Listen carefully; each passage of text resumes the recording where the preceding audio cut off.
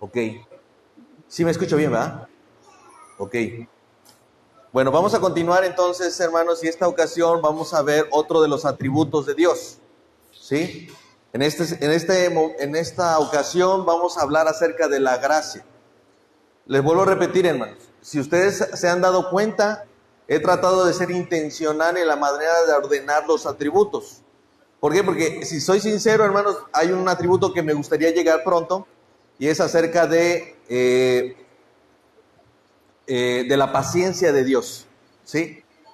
Es un atributo que me gusta mucho, pero para poder hablar de la paciencia tengo que hablar antes del amor, que es lo que vimos la vez pasada, y hoy quiero hablar de la gracia y tocar un poco la misericordia, ¿sí? Porque eso va a enlazar y nos va a relacionar con el atributo que les digo. Entonces, intencionalmente estoy tratando de acomodar los atributos de esa forma a fin de que podamos le demos sentido a todo lo que estamos estudiando, ¿sí? Entonces, esta ocasión vamos a hablar acerca de la gracia de Dios, el Dios de gracia, ¿sale? Para comenzar, Pedro se refiere a este Dios, al Dios de la Biblia, como el Dios de toda la gracia. La palabra que aquí se ocupa para gracia proviene del griego charis, que significa favor, regalo o bendición. En este sentido, todos podemos entender que hemos sido favorecidos por Dios, hemos recibido regalos o bendiciones de parte de Dios, incluso sin siquiera buscarlo y sin ni siquiera estarle adorando a Él, ¿sí? En ese sentido, todos nosotros de alguna forma hemos disfrutado del favor y la bendición de Dios sin buscarlo. Así se le conoce como gracia común, ¿sí? Dice Mateo 5:45 que Dios hace llover sobre justos e injustos y hace salir su sol sobre buenos y malos, ¿sí? Eso es una bendición de Dios, ese es un favor de Dios, así que todos aquí, incluyéndonos a nosotros, incluyendo los que están allá afuera, personas que están en contra de Dios abiertamente, están siendo beneficiados de esa gracia común, ¿sí? El problema con esto es que a veces tenemos una idea equivocada. A veces llegamos a hacernos ideas equivocadas con el tema de la gracia. Y quiero decirles algo, hermanos. El tema de la gracia no es tan simple. De hecho, cuando empezamos los atributos, intencionalmente yo fui dejando estos atributos al final.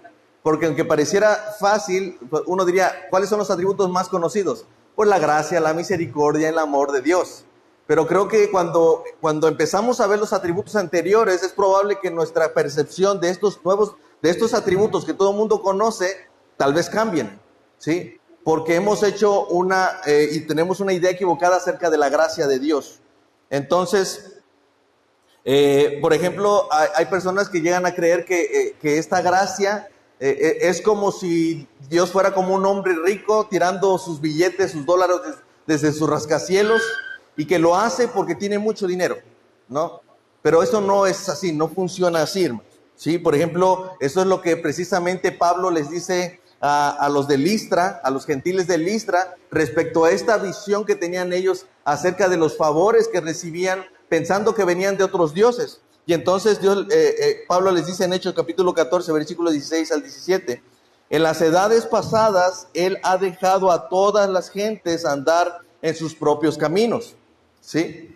Si bien no se dejó a sí mismo sin testimonio, o lo que está diciendo ahí, si bien es que debemos entender que a pesar de que los ha dejado así, Él no se ha quedado sin testimonio, nos ha mostrado que esas bendiciones vienen de Él. Dice, haciendo bien, dándonos lluvias del cielo, tiempos fructíferos, llenando el sustento y de alegría a nuestros corazones. Entonces los gentiles de Listra estaban escuchando, porque en el contexto Pablo estaban a punto de adorarlos y le decían, este es Júpiter, el otro es Venus, y les pensaban, no, mira, vienen dioses a hablar a los hombres.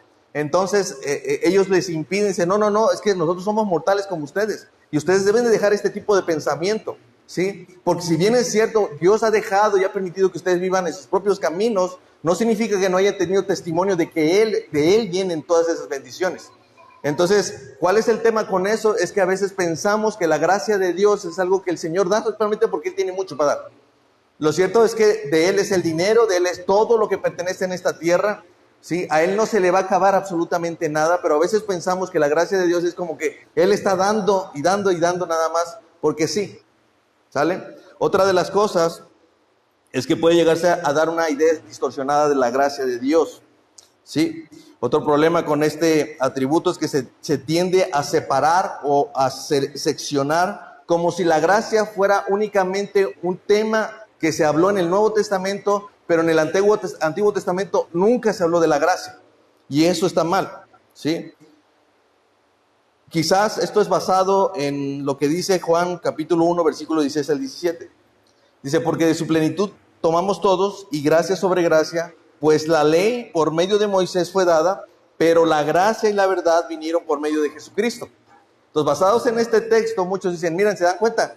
Es en el Nuevo Testamento que la gracia de Dios se ha manifestado, y en el Antiguo Testamento era la ley, ¿no? Eso es equivocado, hermanos. Pensar que Moisés no conoció la gracia solo porque a él le fue dada la ley es malinterpretar este pasaje y no entender la gracia. Porque si nosotros no entendemos qué es la gracia, probablemente no seríamos capaces de mirarla en el Antiguo Testamento. Y entonces nos iríamos con la idea de que nunca hubo gracia en el Antiguo Testamento, pero no es así. Por ejemplo, Génesis 6:8 dice, pero Noé halló gracia delante de Jehová. Y eso lo dice el texto antes de que la ley existiera, ¿no? ¿Sí? También le dice a Moisés, después de que le da la ley en Éxodo 33:17, dice, por cuanto has hallado gracia en mis ojos y yo te he conocido por tu nombre. ¿Se dan cuenta? La gracia de Dios siempre ha estado funcionando. ¿Por qué? Porque este es un atributo de Dios, hermanos. ¿Sí? Viene lo que dice A.W. Tozer respecto a esto. Dice, si la inmutabilidad es un atributo de Dios, entonces Dios siempre debe actuar como Él mismo. La gracia no va y viene como la marea, no viene como el clima. Dios siempre debe actuar como Él mismo. Antes del diluvio y después del diluvio, cuando fue dada la ley, después de que fue dada, siempre hubo gracia en el corazón de Dios, y ahora no hay más gracia de la que hubo siempre y nunca habrá más gracia de la que ahora hay. ¿Sí? La gracia es un atributo de Dios, y como Él es inmutable, Él no cambia. Es imposible que la gracia haya sido solamente un tema del Nuevo Testamento o algo que va a solamente funcionar a partir de Cristo en adelante, y que antes de Cristo era solamente la ley. Eso es equivocado, hermanos. ¿Sí? Hasta ahí vamos bien, hermanos. Entonces, ¿pero qué es la gracia de Dios? Abraham Bott da esta definición. Es el eterno y absoluto favor libre de Dios manifestado en el conceder bendiciones espirituales y eternas a los culpables e indignos. Arthur W. Pink da esta definición. La gracia divina es el favor soberano y salvador de Dios, ejercido en el otorgamiento de bendiciones a aquellos que no tienen mérito en ellos, y por dichas bendiciones no se les exige compensación, no se les exige que paguen. ¿Sí? La gracia en ese sentido es completamente inmerecida. No hay nada que me dé esta gracia solamente porque sí. No hay nada que me haga merecer la gracia de Dios. ¿Sí? El receptor de la gracia no tiene derecho ni siquiera a reclamarla. Es más, como dice la Escritura, que estamos muertos de nuestros delitos y pecados, no tenemos la capacidad ni siquiera de pensar y desear la gracia de Dios porque pensamos que no es necesaria. ¿Sí? Entonces, no tenemos ni siquiera el derecho de reclamarla, porque si en el momento que la reclamo es porque Dios me debe esa gracia, y entonces ya no es gracia por definición. Ustedes, por ejemplo, recuerdan la parábola de los jornaleros, ¿verdad? Cuando va y busca quien trabaja en sus tierras, y se encuentra unos a las primeras horas, ellos van y trabajan, y luego sale otra vez a buscar a otros jornaleros, y al final, casi al final del día, encuentra otros y los lleva a trabajar, y a todos les dio exactamente lo mismo, un denario.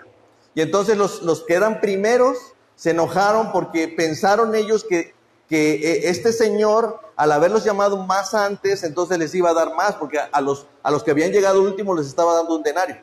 Pero ¿qué sucede? Que al final les da lo mismo. Y entonces, ¿qué es lo que dice ellos? Oye, es que nosotros pensábamos que nos ibas a dar más. O sea, ¿cómo es posible que ellos les des más, lo mismo, cuando no vinieron a trabajar desde temprano como nosotros. Eso está en Mateo capítulo 20, ¿sí? Entonces, el Señor le responde, le dice, ¿no me es lícito hacer lo que yo quiero con lo mío? ¿O tienes tú envidia porque yo soy bueno?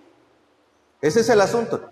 El problema con el hombre es que no va a entender lo que es la gracia de Dios, porque toda esta gracia de Dios fluye y viene de la bondad de Dios, ¿sí?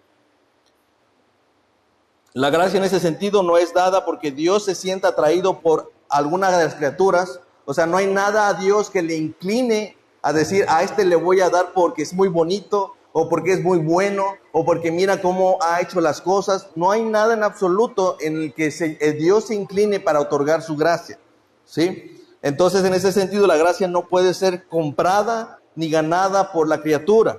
La gracia se opone directamente a las obras y al mérito. Cuando hablamos de gracia, esto va a eximir lo demás, ¿sí? Dice Romanos 11, 5 al 8. Así también, aún en este tiempo ha quedado un remanente escogido por gracia. Y si por gracia, miren, ya no es por obras. ¿Se dan cuenta? De otra manera, la gracia ya no es gracia. Es decir, vuelvo a repetirlo. Si es por gracia, dice, ya no puede ser por obras. De otra manera, la gracia ya no es gracia, ya no, por definición no puede ser llamado gracia.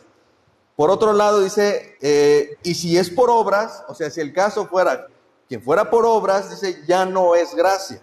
De otra manera, la obra ya no es obra. ¿Se dan cuenta? Una excluye a la otra. No hay manera en que las obras y la gracia tengan comunión y que tengan relación. Eso es imposible, ¿sí? Así que la gracia es esto, hermanos. Un favor, como algunos le llamarían, un favor inmerecido. Pero no es solamente eso, hermanos. Traten de pensar y hagan una definición personal de qué es la gracia. Si alguien les preguntara a ustedes, ¿qué es la gracia de Dios? ¿Qué responderían, hermanos? ¿Cómo saben que lo que están respondiendo es completamente lo que la Biblia dice acerca de esa gracia? O al menos está siendo según lo que la Biblia explica, ¿sí? Bueno, vamos a ver algunas características de esta gracia. Son principales, no son todas, pero son algunas características principales de la gracia. Primero, la gracia es eterna, hermanos. Miren lo que dice segunda de Timoteo 1:9. Dice, quien nos salvó y llamó con llamamiento santo, no conforme a nuestras obras, ahí está el elemento, ¿sí? Y si no es por obras, ¿es por qué? Por gracia. Sino según el propósito suyo y la gracia que nos fue dada, y aquí hay otro elemento que vamos a estar viendo repetitivamente, en Cristo Jesús, antes de los tiempos de los siglos, ¿sí? ¿Se acuerdan cuando Dios dice, a Jacob amé y a Esaú aborrecí? ¿Qué elemento había en ellos para que el Señor se fijara y se inclinara a dar gracia a uno de ellos y al otro no? No había nada, hermanos. Dice, todavía ni habían nacido, ni habían hecho nada bueno ni malo como para que se le pudiera ejercer esa justicia, de tal manera que solamente se tuvo que aplicar la gracia, ¿sí? Así que, y sobre todo, hermanos, al ser eterna, no hay nada que pueda motivar la decisión de Dios de inclinarse sobre una persona y sobre otra no. ¿Sí? Es una gracia eterna, nunca cambió en todo en la historia de la humanidad, nunca cambió, siempre fue la misma, hermanos. Entonces se pueden dar cuenta con qué amor nos amó Dios, un amor eterno y una gracia que es eterna, ¿sí? También una característica de la gracia es que es gratuita. Ahí está otro elemento. Si no es por obras, entendemos, no hay nada que me haga comprarla, no hay nada que yo pueda hacer para adquirirla, ¿sí? No puedo hacer absolutamente nada. ¿Por qué? Porque es gratuita. Dice Romanos 3:24. Siendo justificados gratuitamente, ¿por qué? Por su gracia. Entonces, si es por gracia, no hay ninguna obra por la cual yo pueda ser justificado, ¿sí? Mediante la redención que es otra vez ahí, en Cristo Jesús. Y finalmente, o al menos de estas características principales, es que Él también esa gracia es soberana, porque Dios la ejerce y se la otorga a quien Él quiere, ¿sí? Dice Romanos 9:15, pues a Moisés dice, tendré misericordia del que yo tenga misericordia y me compadeceré del que yo me compadezca, así que no depende del que quieren, no depende de la persona, hermano. porque además ni siquiera quiere, es la realidad. Romanos también nos dice que no hay ninguno que busque a Dios, no hay ninguno que haga lo bueno, dice. Entonces, el tema es que si Dios no fuera soberano en esta gracia, ninguno sería salvo. Ninguno podría ser salvo, hermanos. ¿Sí? Pero esa gracia es soberano, Él determina quién va a impartir esa gracia, ¿sí? Y podemos notar que no es según el que quiere, ni el que corre, dice, sino ¿de qué? De Dios, de quien tiene misericordia, ¿sí? O de quien quiere aplicar esa gracia. Arthur W. Pink dice, pero no hay nada que enoje más al hombre natural, ni nada que saque a la superficie su enemistad innata y arraigada contra Dios, que cuando se le habla al hombre acerca de la eterna, libre y absoluta soberanía de la gracia divina, que Dios haya tomado su propósito desde la eternidad sin consultar a la criatura, es demasiado humillante para el corazón quebrantado, hermanos. Miren, el problema de la gracia, cuando lo hablamos así, ¿sí? Cuando ya nos damos cuenta que la gracia lo que está manifestando es que el hombre no puede tomarla, recibirla, exigirla, ni comprarla, cuando no puede hacer absolutamente con ella, sino que esto es gratuito, esto es algo que nos regala Dios, el hombre quiere siempre trabajar en una sinergia, ¿sí? Quiere participar de alguna forma en esto. ¿Por qué? Porque es la única manera en la que yo puedo decir, me aseguro de que yo voy a obtener lo que quiero, ¿sí? Pero cuando dejamos esto a expensas de alguien más, esto no nos gusta, esto no nos agrada. De hecho, cuando hablamos de la gracia, cuando hay gente que no la conoce, no entiende lo que es la gracia de Dios o la ha malinterpretado, cuando hablamos de la gracia respecto a cómo Dios soberanamente ha determinado dar su gracia a unos y a otros no, eso les duele mucho. O acuérdense, probablemente a ti también te dolió cuando escuchaste por primera vez esto, ¿no? ¿Sí? De que Dios había determinado soberanamente a quién darle su gracia y a quién no. Y cuando hacíamos eso, es que esto es imposible, no puede ser ese Dios al que yo adoro, ¿no? ¿Y es por qué, hermano? Porque tenemos una idea incorrecta acerca de la gracia de Dios, ¿sí? Entonces, lo que pasa con el hombre es que el hombre se rebela contra su alfarero. Ese es el problema. El hombre se quiere rebelar contra el alfarero, ¿sí? ¿Por qué me has hecho así?, le dice. Un insurrecto sin la ley se atreve a cuestionar la justicia de la soberanía divina de Dios cuando no está en la posición para hacerlo, ¿no? Dice Romanos capítulo 9, versículo 19, pero me dirás, ¿sí? ¿Por qué inculpa? Es decir, si Dios está escogiendo a quién establecer y dar su gracia, entonces ¿por qué me va a culpar a mí de esto? Yo no soy culpable, dirían por ahí, soy simplemente víctima de las circunstancias. Si yo no puedo obrar ni para bien ni para mal, entre comillas, ¿por qué entonces Dios me inculpa? Entonces la respuesta de Pablo inmediatamente a esa pregunta retórica dice, porque ¿quién ha resistido su voluntad? Primero, ¿quién puede ir contra la voluntad de Dios? Si Dios es soberano, ¿quién va a ir en contra de lo que Él determina y lo que Él decide? Más antes que eso, más antes que hablar de la soberanía y de la voluntad de Dios, lo que hace es atacar directamente al hombre y decirle, oh hombre, ¿quién eres tú para que alterques con Dios? Dirá el vaso de barro al que lo formó, ¿por qué me has hecho así? ¿O no tiene potestad el alfarero sobre el barro para hacer de la misma masa un vaso para honra y otro para deshonra? ¿Y qué si Dios, queriendo mostrar su ira y hacer notorio su poder, soportó con mucha paciencia los vasos de ira preparados para destrucción y para hacer notorias las riquezas de su gloria, lo mostró con los vasos de misericordia que Él preparó de antemano para gloria? ¿Sí? Hermanos, la vida eterna es un regalo, por lo tanto, no puede ganarse con buenas obras ni reclamarse como un derecho, ¿sí? Hasta ahí probablemente todos estaríamos de acuerdo en que la gracia no se puede adquirir, la gracia no se puede comprar, la gracia no se puede tener por nosotros, ni siquiera deseándolo, porque es más, es imposible que alguien que no tenga la gracia de Dios la desee de manera natural. No se puede, porque estamos, según lo que dice Efesios, es que estamos muertos en nuestros delitos y pecados, ¿sí? Así que lo que quiero hacer es una diferencia o poder entender la diferencia entre gracia y misericordia.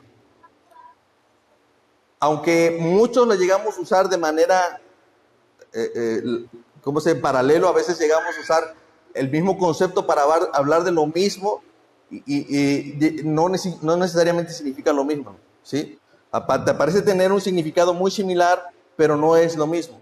Y sí es cierto, ambas, tanto la misericordia de Dios como la gracia de Dios, fluyen de la bondad y del amor de Dios. Eso es cierto, ¿sí? Pero misericordia, podríamos decirlo de esta manera, es no recibir lo que sí merecemos, ¿sí? En este sentido estaríamos hablando de la ira de Dios, del infierno, de la muerte. Y gracia sería recibir lo que no merecemos. Si por un lado, lo que sí merecemos, la misericordia lo detiene, ¿sí? Porque sí merecíamos la justicia de Dios, sí merecíamos la ira de Dios, la condenación divina, el infierno, la muerte, eso es lo que sí merecíamos, pero la misericordia detiene esto.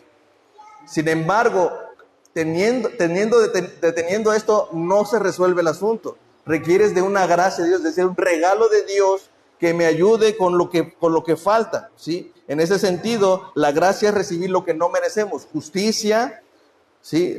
Vida eterna y bendiciones espirituales. Esas cosas no se van a recibir solo por misericordia. Por misericordia no hemos obtenido lo que sí merecemos, pero por gracia sí hemos recibido lo que no merecíamos, ¿sí? Suena un poco enredado, pero según Tozer, la misericordia es la bondad de Dios confrontando la culpabilidad humana, mientras que la gracia es la bondad de Dios confrontando el demérito humano, ¿sí? Quiero explicarme con esto. Es decir, la misericordia de Dios, aunque es un beneficio, nosotros estamos siendo beneficiados de ello, también revela un problema. Es como si tuviéramos una hemorragia, ¿sí? Yo puedo poner mi mano en la hemorragia para detener la hemorragia. Pregunta, ¿ya resolví la hemorragia? Solamente la estoy deteniendo. La misericordia es eso, hermano. La misericordia es como la mano de Dios sosteniendo, tapando la hemorragia a fin de que no salga más sangre, ¿sí? Pero ¿saben qué es lo que manifiesta la misericordia de Dios? Que hay un problema, ¿sí? Cuando hablamos de la misericordia de Dios, se está exponiendo un problema. ¿Cuál es ese problema? Mi maldad, ¿sí? En este caso igual, el hecho de que la mano esté expuesta sobre una hemorragia, habla de que hay un problema, hay un corte, hay una hemorragia de sangre. Pero la misericordia lo único que hace es evitar que salga más sangre, ¿sí? O que vean las consecuencias de que toda la sangre sale, ¿sí? A lo mejor los doctores me entienden un poquito más, no sé si estoy haciendo una buena ilustración. Pero la idea es esta, ¿no? La misericordia detiene eso. Entonces, cuando nosotros hablamos de la misericordia de Dios, tenemos que decir esto, hermano. No solamente es Dios evitando algo, Él está exponiendo un problema, mi maldad, ¿sí? Cada vez que hablemos de la misericordia, tendremos que decir, si se está activando la misericordia es porque hay una maldad allí, ¿sí? Porque expone nuestra culpa. La misericordia de Dios actúa ante la presencia de nuestros pecados. Por tanto, la gracia también viene a ser un beneficio, pero ¿saben qué es lo que expone? Cuando hablamos de la gracia, expone mi incapacidad de alcanzar la justicia de Dios. ¿Sí me explico? Es decir, la misericordia detiene la hemorragia, pero no cambia las cosas, no ha logrado, la misericordia no está cambiando la realidad de que ahora tiene que estar curada la vena, no sé cómo decirlo, ¿sí? Cauterizada la vena, no lo sé, ¿sí? Pero la gracia es la que cauteriza y que la que remedia todo y todavía me da plaquetas o me da más sangre de la que había yo perdido, ¿no? ¿Sí me explico? Voy a poner un ejemplo, ¿no? Con Adán y Eva. O sea, me acuerdo mucho que en algún momento, en una conferencia de Ligonier hicieron una pregunta acerca de cómo es que si la Biblia dice que si Dios es lento para la ira y grande en misericordia, ¿por qué cuando Adán y Eva pecaron, la ira de Dios fue tan grande y tan severa que ha alcanzado, o sea, sobrepasó los límites al punto de que hoy estamos viendo las consecuencias de ese pecado? Entonces, Archer Sproul respondía y decía, de una manera irónica, él decía, ¿cómo es posible que estemos pensando en ello? O sea, este hombre había ido en contra de la ley de Dios, estando en un lugar bueno, en un lugar donde no tenía que laborar, no tenía que hacer absolutamente nada, solamente alcanzar lo que tenía a su mano. ¿Sí? Esta persona que Dios le había regalado, le había dado de tantas cosas, él había ido en contra de él. Y dice que lo que la ley decía, o lo que les dijo a Adán y Eva, es que el día que ellos comieran de este fruto, ciertamente iban a morir. Y lo que sucedió fue totalmente lo contrario, en el sentido de que no murieron en ese día, sino que vivieron un día más. ¿Sí se dan cuenta? O sea, lo que debía haber sucedido es que debían haber sido condenados. La pregunta, dice Sproul, la pregunta no es si Dios fue severo con su castigo. La pregunta es, ¿por qué no fue infinitamente más severo cuando la Escritura había dicho que el que comiera de este árbol ciertamente iba a morir? Y lo que sucedió es que vivieron un día más y los cubrió su vergüenza. Eso es lo que hizo Dios. La misericordia de Dios cubrió su vergüenza. La misericordia de Dios evitó que ellos murieran en ese día, hermanos. Pero la esperanza fue gracia de Dios. Cuando Él les dice, y de la mujer nacerá una simiente, el cual herirá en la cabeza a la serpiente. Eso, hermanos, es una promesa de esperanza que es de gracia. ¿Sí me explico? La misericordia detuvo que ellos dos murieran ese día. ¿Sí? Pero eso no se resolvía, hermano. Ese problema no se resolvió ese día. Se resolvió cuando Cristo fue a la cruz. Entonces, ¿cómo iba Dios a esperar, a condenar, si Cristo todavía no venía? Esa es su misericordia. Cristo viene a ser la gracia de Dios. Por eso dice la Escritura que en Él, en Jesucristo, se ha mostrado ver toda la verdad y la gracia. ¿Sí? ¿Está ahí? ¿Estamos bien, hermanos? Es como tener una deuda millonaria, hermanos. ¿La misericordia congela esa deuda? Sí, dejan de aumentar los intereses, pero pregunta, ¿ya se resolvió la deuda? No, la misericordia simplemente está congelando esa deuda. Ahora que alguien venga y me la pague, esa deuda millonaria, eso es gracia, hermanos. ¿Me explico? Entonces, eso es lo que Romanos nos dice. La gracia es que mi deuda sea perdonada, como dice Romanos 4, 3 al 8. Porque ¿qué dice la Escritura? Creyó Abraham a Dios y le fue contado por justicia. Pero al que obra, no se le cuenta el salario como gracia, sino como deuda. Mas al que no obra, sino que cree en aquel que justifica al impío, su fe le es contada por justicia. Como también David habla de la bienaventuranza del hombre a quien Dios atribuye justicia sin obras, diciendo, bienaventurado aquellos cuyas iniquidades son perdonadas y cuyos pecados son cubiertos. Bienaventurado el varón aquel que el Señor no inculpa de pecado. Eso es gracia, hermanos. ¿Sí me explico? Tu culpa, hermanos, el hecho de que Dios detenga tu culpa no te hace posible alcanzar ya la gracia de Dios, o te hace posible alcanzar la justicia de Dios o la vida eterna, hermanos. No es posible. Solo se te congeló tu problema. Se te evitó las consecuencias de ese problema. Pero la gracia de Dios actuó para que nos llevara a la vida eterna.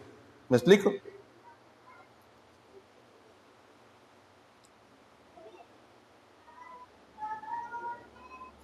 Y hermanos, esto ha de decir uno, bueno, oye, eso está muy bien, pero es que ¿saben cuál es el problema, hermanos?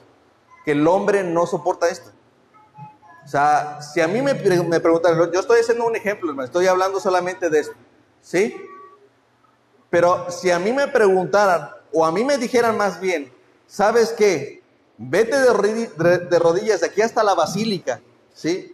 Y con eso vas a ser salvo. ¿Qué creen? Yo lo haría, hermanos. Si con eso yo puedo seguir viviendo mi vida de pecado. Ese es el tema con el hombre. El tema con el hombre, gracias, es que quiere obtener el beneficio sin las consecuencias, o quiere poder recibir la gracia de Dios y así nada más. Entonces, sinceramente, si a mí me dijeran, oye, mira, pues todos los días préndete una vela, un cirio, y con eso vas a llegar al cielo, yo lo haría. ¿Sabe por qué? Porque me es más fácil hacer obras que depender de la gracia de Dios para su salvación. Ese es el problema con la gracia. Para nosotros, no para Dios, para nosotros. ¿Sí? Porque vuelvo a repetir, si la gracia no me es dada, ¿cuántos de aquí pueden decirme que recibieron gracia porque Dios los vio diferentes, o porque ustedes tenían una inteligencia superior a las de los demás, comprendieron la Escritura y entendieron luego lo que Dios decía acerca del Evangelio? Por eso es que Dios les ha dado gracia. ¿Alguien puede levantar la mano y decirme, ¿así sucedió? No. Antes, hermanos, estábamos haciendo obras. Si a nosotros ¿qué es lo que hacían en la Edad Media, hermano? Se decían, mira, tú solamente deposita la moneda y en el momento en el que la moneda cae en el fondo, tu pariente va a ser liberado del, ¿cómo se llaman? Del purgatorio. Y entonces ya estará en la vida eterna. Ah, pues eso suena más fácil, aunque en aquel momento los pobres era muy difícil, pero incluso los pobres llegaban y buscaban encontrar una moneda para hacerlo, porque era más fácil, ¿sí? Fácil en el sentido de que yo puedo participar en esta salvación. Pero entendemos, hermano, la gracia no es por obras, porque si es por obras inmediatamente ya no es gracia, ¿sí? Pero debemos entender, hermanos, que entonces la gracia, ¿sí?, opera cuando nosotros somos incapaces de lograr algo, que eso es lo que revela el Evangelio. La gracia se revela en el Evangelio, como dice Efesios 2, 4, 9, dice, pero Dios, que es rico en misericordia, por su gran amor con que nos amó, aún estando muertos en pecados, ahí está, ¿se dan cuenta? Es decir, nuestra condición nos impide, hermanos. ¿Cuál es nuestra condición? Estamos muertos en pecados. Pero Él nos da la vida, eso es gracia, hermanos, ¿sí? Entonces dice, aún estando nosotros muertos en pecado, nos dio vida juntamente con Cristo. Ahí está otra vez el elemento, la gracia viene por Cristo. Por gracia son salvos, y juntamente con Él nos resucitó, y asimismo nos hizo sentar en lugares celestiales con Cristo Jesús, para mostrar en los siglos venideros las abundantes riquezas de sus gracias, en su bondad para con nosotros en Cristo Jesús, porque por gracia son salvos por medio de la fe, y esto no de ustedes, pues es un don de Dios, no por obras, para que nadie se gloríe. Este fue uno de los versículos que la primera vez que me encontré con el Evangelio, este fue uno de los versículos que me hizo entender, ¿sí? La gracia, cuando alguien recibe la gracia, entiende, hermano. Entiende que no tenía las condiciones para alcanzar la salvación, pero cuando vemos que no era necesaria las obras, solamente confiar en lo que Dios hizo en la cruz, me era suficiente para alcanzarlas. Entonces la gracia es importante, hermanos, pero debemos entenderla, debemos abrazarla de una manera correcta, hermano, ¿sí? Porque si nosotros vemos solamente la gracia como un favor inmerecido, es como, no sé, ir a una fiesta, o sea, tener una fiesta, organizar una fiesta, y no todos los invitados traen regalo, ¿va? Pregunta, ¿cambió algo en mí? Porque uno de los invitados no haya traído regalo. Simplemente no lo trajo. A veces vemos la gracia así. O sea, no tenía que traerme ningún regalo y los demás lo trajeron, pero uno no lo trajo. ¿Cuál es el tema con eso? Vemos a la gracia como muy superficial, ¿sí? Como si no la necesitáramos. Si bien me regaló, está bien, fue por gracia, y si no me regaló, no hay problema. Pero la gracia la necesitamos, hermano, porque la misericordia lo único que está haciendo es detener nuestro problema, detener nuestra hemorragia espiritual, detener el problema con nuestra maldad, con nuestro pecado, pero todavía no hemos alcanzado la vida eterna. Eso es por gracia. Así que dependemos totalmente de lo que Dios desea, porque es una gracia soberana. Él desea dársela a quien Él quiera. Así que cada uno de nosotros podemos reconocer que Dios ha tenido gracia por nosotros, debemos abrazarla de la manera correcta, hermanos, ¿sí? Dios otorga su gracia soberana a hombres impíos que en lugar de merecer su gracia, merecen la ira. Ahí está la diferencia, hermano. Así que no tenemos que ver la gracia como algo de, es que Dios es de gracia, Dios da lo que quiera. No, hermano. Debemos confiar en que Dios ha hecho esta obra en nosotros sin la necesidad de hacer absolutamente nada. No tenemos que cooperar para esa salvación, no tenemos que hacer nada más, porque Jesús dijo en la cruz, consumado es, ahí se concluyó, ahí se logró todo. Por Cristo es que se logró. Voy a citar a Arthur W. Pink, dice, la gracia de Dios se proclama en el Evangelio, la cual es una piedra de tropiezo para el judío con justicia propia, y para el engreído y filósofo griego es necedad. ¿Y por qué es esto así? Porque no hay nada en el Evangelio que se adapte a la satisfacción del orgullo del hombre. Anuncia que a menos que seamos salvos por gracia, no podemos ser salvos en absoluto. Declara que Cristo es el don inefable y que sin Cristo el estado de cada hombre es desesperado, irremediable y sin esperanza. ¿Se dan cuenta, hermano? Debemos Debemos dar gracias a Dios. Porque si estamos aquí es por gracia, hermano. No hicimos absolutamente nada. Y no tenemos que hacer absolutamente nada para ganar el favor de Dios, porque es por gracia, hermano. ¿Sí? Así que hay dos cosas que debemos entender acerca de la gracia divina. Primero, es que nunca nadie fue salvo, ni nadie ahora es salvo, ni nadie será salvo jamás, excepto por la gracia. Y la segunda verdad es que la gracia siempre viene por Jesucristo. ¿Sí? En el Antiguo Testamento lo que sucedió era exactamente lo mismo. Todas las promesas venían en que se iban a cumplir en Cristo. ¿Sí? Por Cristo somos salvados todos, Antiguo Testamento y Nuevo Testamento. La gracia no vino cuando Cristo nació en un pesebre, no vino cuando Cristo fue bautizado o ungido por el Espíritu, no vino cuando Él murió en la cruz, ni vino cuando resucitó de los muertos, ni vino cuando fue a la diestra del Padre. La gracia vino desde los remotos comienzos por medio de Jesucristo, el Hijo Eterno, y fue manifestada en la cruz del Calvario, en ardiente sangre y lágrimas y sudor y muerte. Pero siempre ha estado operando desde el principio. Si Dios no hubiera operado en gracia, habría arrasado con la raza humana desde el primer momento. ¿Sí? O sea, el tema no era solamente evitar los problemas, la misericordia de Dios actuó, pero también la gracia de Dios proveyó para poder alcanzar la salvación, hermano. ¿Sí? Ahora, ya estoy finalizando, hermano. El problema también que se presenta con la gracia es el libertinaje. Aunque por un lado la gracia es inmerecida, ¿no, hermano? Por el otro lado, la ausencia de obras después de la gracia ha distorsionado la gracia en libertinaje. Quiero ser claro otra vez, ¿sí?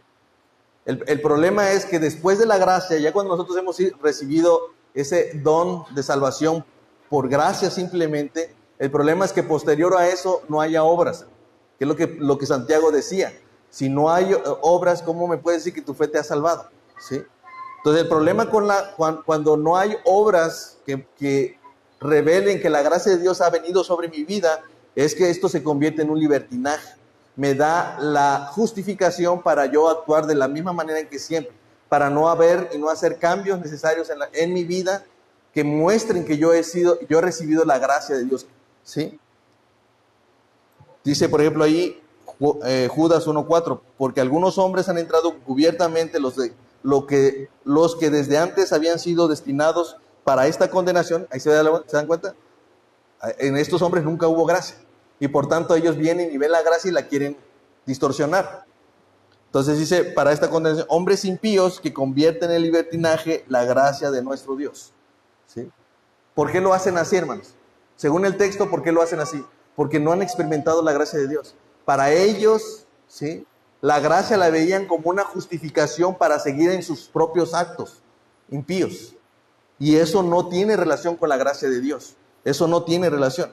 El incrédulo justifica su comportamiento, como dice Romanos 5, 20, 21, basados quizás en este texto. Pero la ley se introdujo para que el pecado abundase, mas cuando el pecado abundó, sobreabundó la gracia.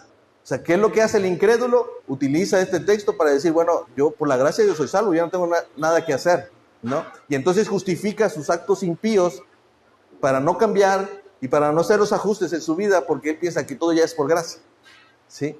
Esa es una malinterpretación de lo que es la gracia de Dios. Miren, el texto lo que quiere decir no es que peca más para que haya más gracia. No, eso es lo que no está diciendo ese texto. Lo que el texto está diciendo es que no hay pecado que la gracia no pueda cubrir. Eso es lo que está diciendo. Pero no está diciendo es que tú, mira, vete y peca más para que tú puedas conocer un poco más de la gracia de Dios. No, hermanos. La gracia de Dios es tan abundante, ¿sí?, que cubre cualquier pecado. ¿Sí? ¿No me lo creen? Hay una canción que hemos cantado. ¿Se acuerdan cuál es? Sublime Gracia. Esa la escribió John Newton. ¿Saben quién era John Newton? John Newton se dedicaba a traficar esclavos, ¿sí? Y tenía barcos, no sé cómo le llamaban estos barcos, donde traficaban, iban hasta África y traían a Europa, traían esclavos, y para poder hacer rentable este negocio, traían esclavos, no los traían sentados ni acostados, a cada uno los traían parados, algunos les ponían unas ¿cómo se llaman? Las cadenas que les ponían en el cuello, en los brazos, en las piernas, y para que no hicieran del baño, les introducían a todos objetos para que no hicieran del baño. Muchos llegaban muertos, hermano. Muchos de ellos llegaban muertos. Gente sobrevivía entre muertos, hermano. Entre muertos, porque como para que fuera rentable este negocio tenían que ir todos parados y unos con otros, ¿sí?